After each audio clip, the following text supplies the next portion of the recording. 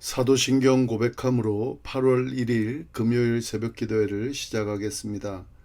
전능하사 천지를 만드신 하나님 아버지를 내가 믿사오며 그 외아들 우리 주 예수 그리스도를 믿사오니 이는 성령으로 잉태하사 동정녀 마리아에게 나시고 본디오 빌라도에게 고난을 받으사 십자가에 못 박혀 죽으시고 장사한 지 사흘 만에 죽은 자 가운데서 다시 살아나시며 하늘에 오르사 전능하신 하나님 우편에 앉아 계시다가 저리로서 산자와 죽은 자를 심판하러 오시리라. 성령을 믿사오며 거룩한 공회와 성도가 서로 교통하는 것과 죄를 사하여 주시는 것과 몸이 다시 사는 것과 영원히 사는 것을 믿사옵나이다. 아멘. 찬송가 266장으로 하나님께 찬양 드리도록 하겠습니다. 오늘 이 새벽에 하나님께서 저희에게 주신 말씀은 에스겔 11장 1절부터 12절까지의 말씀입니다. 말씀을 같이 한 목소리로 봉독하겠습니다. 그때에 주의 영이 나를 들어 올려서 여호와의 전 동문 곧 동향한 문에 이르시기로 보니 그 문에 사람이 25명이 있는데 내가 그 중에서 아술의 아들 야사냐와 브나냐의 아들 블랴다를 보았으니 그들은 백성의 고관이라. 그가 내게 이르시되 인자야, 이 사람들은 불의를 품고 이 성중에서 악한 꾀를 꾸미는 자니라. 그들의 말이 집 건축할 때가 가깝지 아니한즉 이 성읍은 가마가 되고 우리는 고기가 된다 하나니, 그러므로 인자야, 너는 그들을 쳐서 예언하고 예언할지니라. 여호와의 영이 내게 임하여 이르시되 너는 말하기를 여호와의 말씀에 이스라엘 족속아, 너희가 이렇게 말하였도다. 너희 마음에서 일어나는 것을 내가 다 아노라. 너희가 이 성읍에서 많이 죽여 그 거리를 시체로 채웠도다. 그러므로 주 여호와께서 이같이 말씀하셨느니라. 이 성읍 중에서 너희가 죽인 시체는 그 고기요 이 성읍은 그 가마인데 너희는 그 가운데에서 끌려 나오리라. 나 주 여호와가 말하노라. 너희가 칼을 두려워하니 내가 칼로 너희에게 이르게 하고 너희를 그 성읍 가운데에서 끌어내어 타국인의 손에 넘겨 너희에게 벌을 내리리니 너희가 칼에 엎드러질 것이라.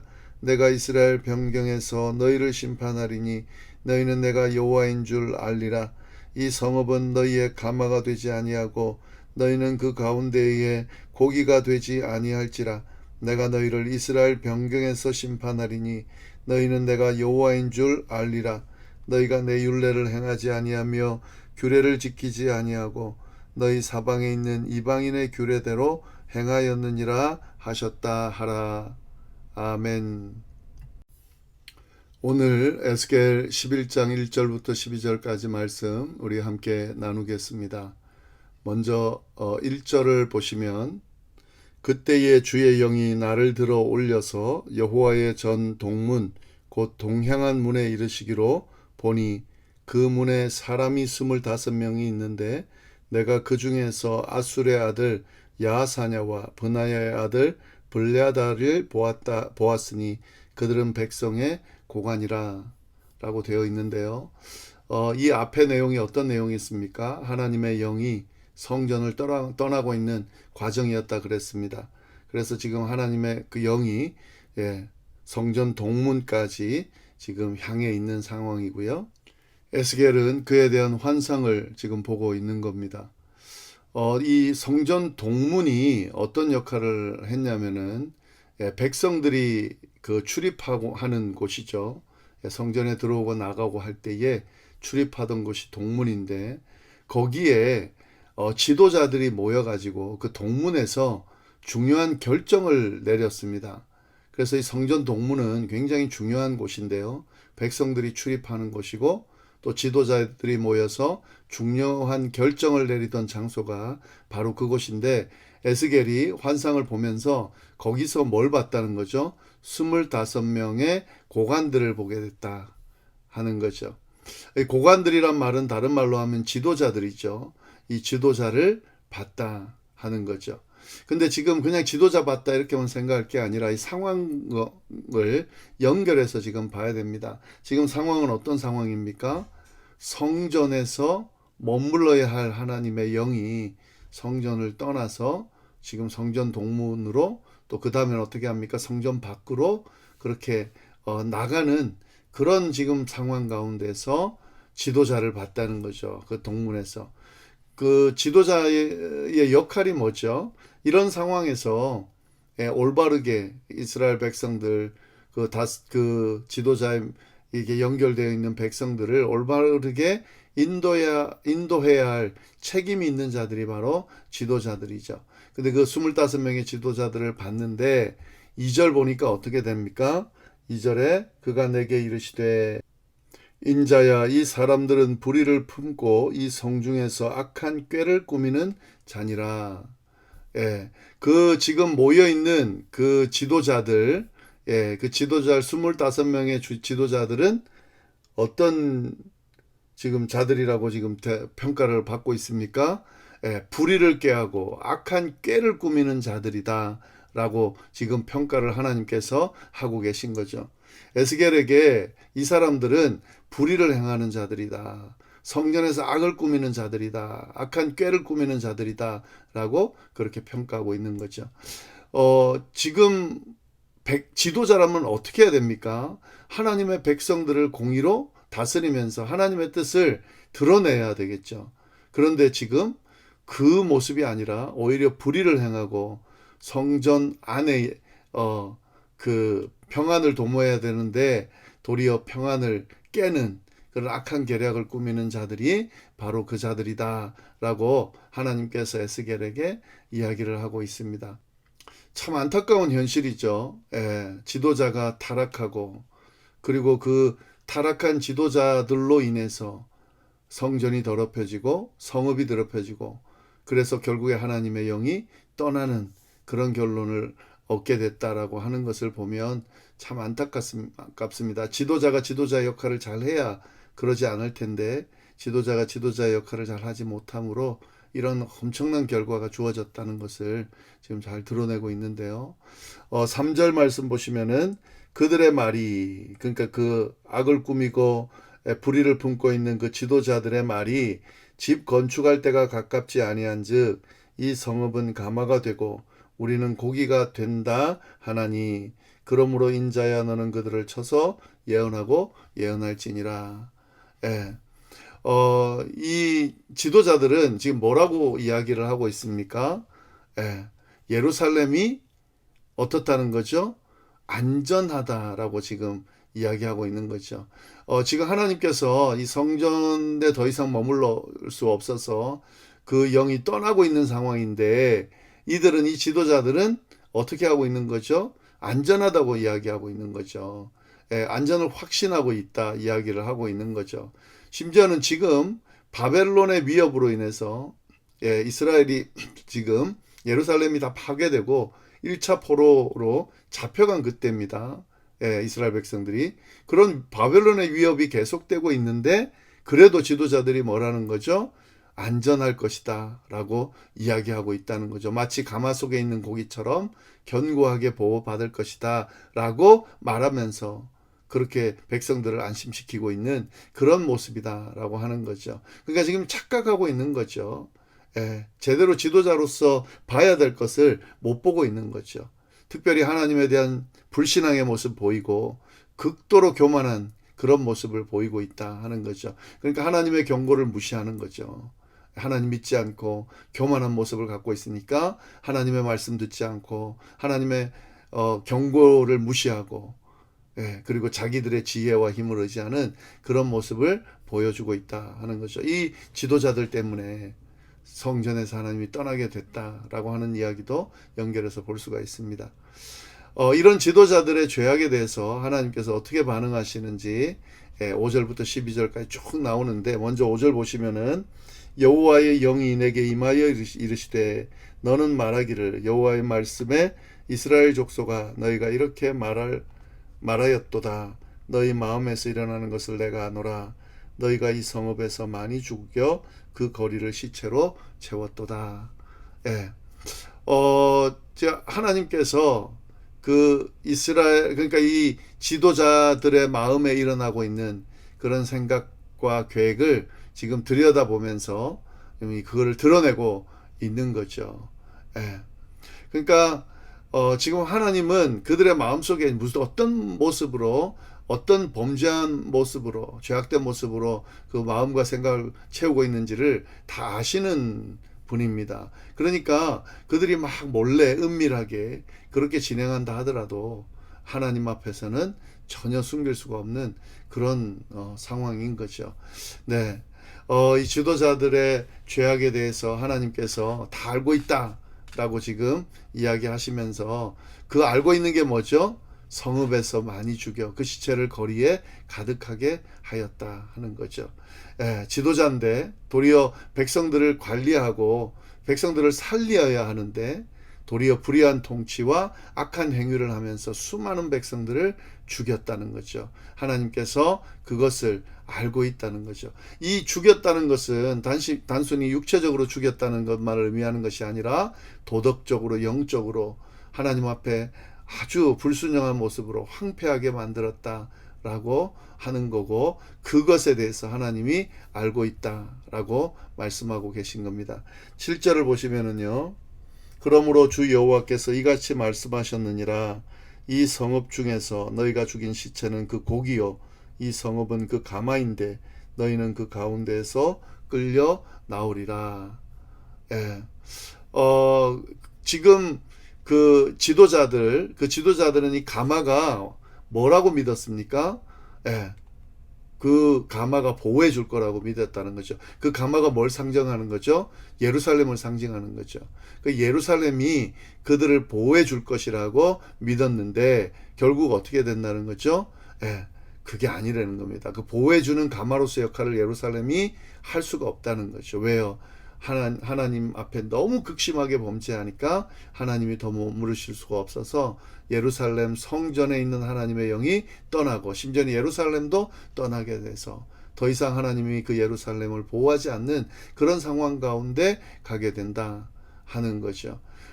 그런데 지금 이 가마를 도리어 믿고 있다라고 지금 하고 있으니 얼마나 안타까운 겁니까? 도리어 이 가마는 보호해주는 역할이 아니라 이제 어떻게 하죠? 나중에 종말의 시대에는 고기처럼 그 가마 속에 이 죄인들이 심판의 불길에 던져지게 될 거고, 그리고 그 성읍 밖으로 쫓겨나서 멸망하게 될 거다라고 하는 사실을 말씀을 통해서 분명하게 이야기를 하고 있습니다. 네, 다음 8절, 9절, 10절, 11절 쭉 보면은 이 심판의 주체가 누군지, 심판이 어떻게 이루어지는지가 좀 자세하게 언급되는데, 나 주 여호와가 말하노라. 너희가 칼을 두려워하니 내가 칼로 너희에게 이르게 하고 너희를 그 성읍 가운데에서 끌어내서 타국인의 손에 넘겨 너희에게 벌을 내릴 것이다. 그러니까 하나님께서 이 지도자로서의 역할을 하지 못하고 도리어 맡겨진 백성들을 도리어 사지로 몰아넣는 그런 행동을 하는 이들에게 하나님께서 분명하게 심판하고 하시겠다 하는 거죠. 칼로 너희에게 이르게 하겠다. 칼을 두려워하는데 도리어 두려워하는 것으로 이르게 하겠다. 심판하겠다라고 하는 거죠. 그리고 그 성읍 가운데서 끌어내요. 예루살렘 성읍 가운데서 끌어내서 타국인의 손에 넘겨 너희에게 벌을 내리겠다.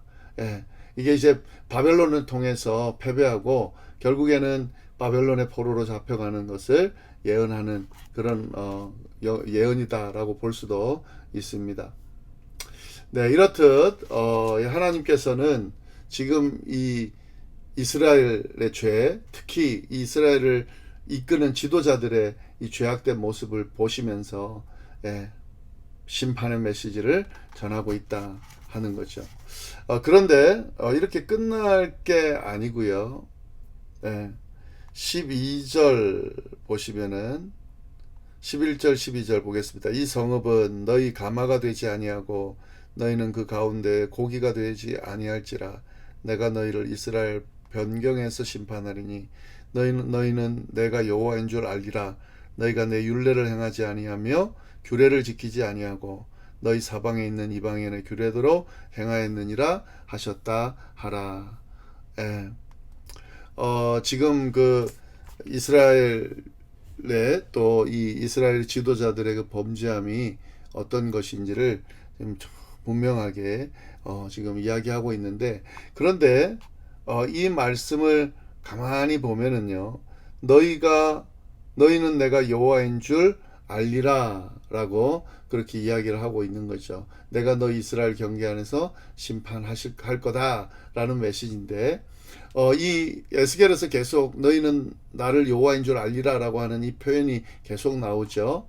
예, 이게 뭐냐면 하나님을 알게 하기 위해서 이 심판이 이어지고 있다라고 하는 것을 우리가 계속 기억할 필요가 있습니다. 하나님이 막 죽이고 또 죄에 대해서 강하게 심판하시는 그 이유가 뭘까요? 목적이 뭘까요? 그들이 하나님을 떠나 있고 하나님을 모르고 하나님의 존재를 외면하니까 그걸 알게 하기 위해서 그들의 죄로 인해서 심판받아야 되는 과정을 통해 결국에는 하나님이 어떤 분인지를 알게 하기 위해서 지금 계속 이 심판의 메시지를 전하고 있는 거죠. 예. 그래서 지금 심판의 메시지가 주어지지만 결국 이 12절은 뭘로 보면 됩니까? 예, 희망의 메시지. 다시 말씀드리지만 남은 자를 통해서 소망을 주시는 그 메시지가 이 안에 포함되어 있다라고 하는 것을, 결국에는 그걸 통해서 하나님을 알게 하는 그런 어떤 역사를 있게 하기 위해서 그렇게 하나님께서 에스겔에게 이런 희망의 메시지도 같이 전하고 있다는 사실을 우리가 잘 볼 필요가 있습니다. 그러니까 하나님은 죄를 용납하실 수 없는 분이어서 반드시 그 죄에 대한 대가를 치르도록 할 겁니다. 그러나 하나님의 목적은 무조건적인 멸망을 시키는 것이 아니고 그들이 죄에서 돌이켜 하나님께로 돌아오기 위한 그런 사랑의 표현으로 심판하신다라고 하는 사실을 우리가 기억할 필요가 있습니다. 그러니까 이 심판을 통해서 정결하게 되고 오직 하나님만을 의지하게 될 때에 진정한 소망, 회복과 소망이 이제 나오게 되는 거죠. 오늘 말씀 좀 보시면은, 네, 이 말씀 우리가 뭘 깨달을 수 있습니까? 이 지도자로서의 역할, 그 역할을 참 잘해야 되는데 그러지 못할 때에 이들이 심판의 대상이 되어진다라고 하는 것을 우리가 잘 볼 수가 있는 거죠. 이 신앙 공동체 안에 지도자들 참 중요합니다. 꼭 목회자만 지도자가 아니죠. 장로님들, 권사님들, 또 각자 맡겨진 그 역할을 감당해야 되는 그 역할을 맡은 자들이 다 지도자죠. 이 지도자들에게 하나님이 기대하시는 건 뭡니까? 그 자신에게 주어진 지도자로서의 역할을 잘 감당하기를. 결국에는 이 잘 감당함으로써 어떤 일이 일어나는 거죠? 하나님의 존재를 제대로 알고 제대로 높이고 제대로 인정하고 제대로 높이는 그 일을 할 수가 있어야 된다는 것을 지금 보여주고 있는 거죠. 이것이 바로 지도자의 역할인데, 그 지도자로서의 역할을 하지 못하면 지도자로서의 하나님께서 책임을 더 강하게 물으실 거라는 것을 지금 분명하게 오늘 말씀을 통해서 우리에게 하고 계신 거죠. 그리고 이 심판의 메시지 안에는 항상 희망의 메시지가 있다는 것을 절대로 잊어버리면 안 됩니다. 하나님께서는 죄로 인해서 심판을 행하시지만 그 가운데 하나님 앞에 통회하며 나오는, 하나님 앞에 바로 서려고 몸부림치는 그런 남은 자들을 통해서, 구별해서 그들을 통해서 다시 미래를 꿈꾸고 또 새로운 시작을 하게 되는 것을 지금 하나님께서 계속해서 보여주고 있습니다. 우리가 그것까지 볼 수 있어야 우리의 신앙을 더 완벽하게 만들고 채울 수가 있습니다. 네, 오늘 하루 내가 가정 안에서 또 교회 안에서 또 사회 안에서 나에게 맡겨진 이 지도자로서의 역할이 있다는 것을 우리가 다시 한번 잘 묵상하면서 지도자답게 하나님 앞에 부끄러우지 않은 지도자의 역할을 잘 감당하는 오늘 하루가 또 남은 여생이 되기를 간절히 바랍니다. 기도하겠습니다. 하나님 아버지 감사합니다. 이렇게 이 새벽에 하나님 저희를 깨우시고 하나님 앞에 예배하며 나아갈 수 있도록 인도해 주심에 감사를 드립니다. 특별히 말씀을 통해서 에스겔이 보여준 이 하나님의 그 메시지가 오늘 우리에게도 도전으로 다가올 수 있도록 인도하여 주옵소서. 특별히 하나님 지도자에게 기대하는 바가 하나님께서 있으십니다. 우리가 그걸 늘 염두에 두면서 우리에게 맡겨진 역할을 잘 감당하고 하나님께서 원하시는 그 뜻을 이루어드리는 우리가 될 수 있도록 주여 인도하여 주옵소서. 감사하며 예수님의 이름으로 기도드립니다. 아멘.